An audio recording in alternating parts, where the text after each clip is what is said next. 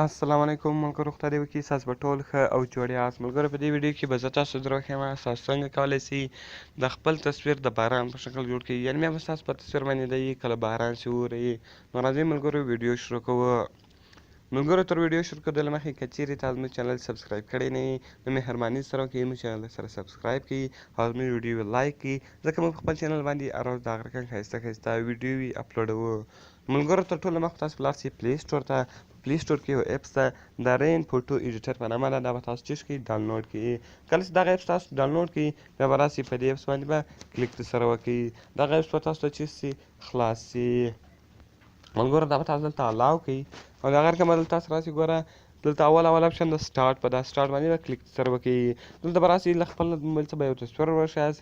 تاسو کوم تصویر جوړوئ. نو ملګرو، زه راځم دا تصویر جوړومه. دا تصویر مې وروښوئ. نو دغه رقم ګوره ملګرو تصویر یې هغه تاسو دلته درکړئ، خالي دا غټ کړئ، دلته یې راوړئ دې خواته. ګوره ملګرو، هغه تصویر هغه رقم جوړ سو. دا رقم اوپاسټي دا ورتېزوئ خپوئ سي او دغه رقم دلته کوم چیرې دا یو خوښ وو، ګوره دا د باران والا افیکټس ده، دا په ولګوئ او کوم دا خوښ وو ګوره بیا دا په ولګوئ. ګوره ملګرو، دا رقم به وي کله باران چې ووري او د هغه رقم کې مې هر یو خوښ وو، خالي په هغه باندې کلیک وکړئ، راسئ هغه یې ور وښیاست. ګوره ملګرو، زه دا یو په درومه، دا یو په ودروئ دا رقم تاسې. نو په دې کښې بیا نور رقم خوښ وو هغه به تاسو ور وښیاست. کله چې تاسو په دا ټکس باندې کلیک وکړئ له دې سره تاسو خط هم لیکلی سئ. دلته زه ورته لیکمه چې آنلاین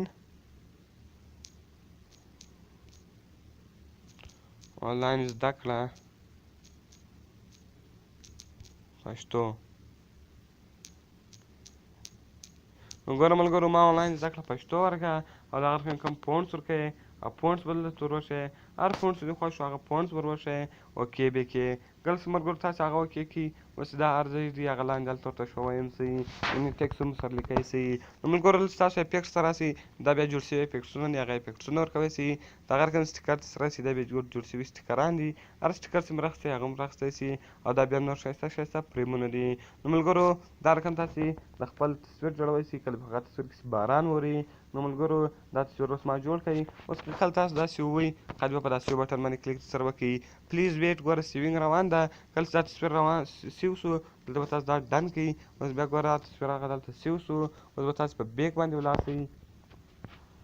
په بیک باندې چې ولاړاست ګوره ملګرو، دلته تاسو راسئ دا تصویر به څه شي سیوئ. خالي په دې باندې کلیک سره وکړه او کوم ګیلري تا شیان ورکړي دي هغه ټول دلته راځي. د هغه رقم د ملګرو اوس ګوره دا الاو کړه،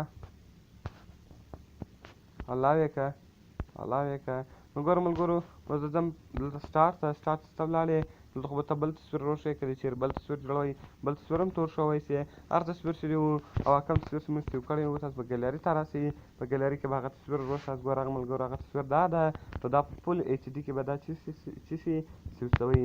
ملګرو، خدای دې وکړي تاسو زموږ ویډیو خوښه سوې وي او که چېرې تاسو زموږ ویډیو خوښه سوې وي نو دې ته لایک او سبسکرایب خامخا ورکړئ او که ستاسو هره ویډیو پکار وي نو موږ ته لاندې په کمنټس کې ووایاست تر څو موږ هغه ویډیو ستاسو لپاره جوړه کړو. نو میلاویږو په نور ښایسته ښایسته ویډیو کې. د خدای په امان.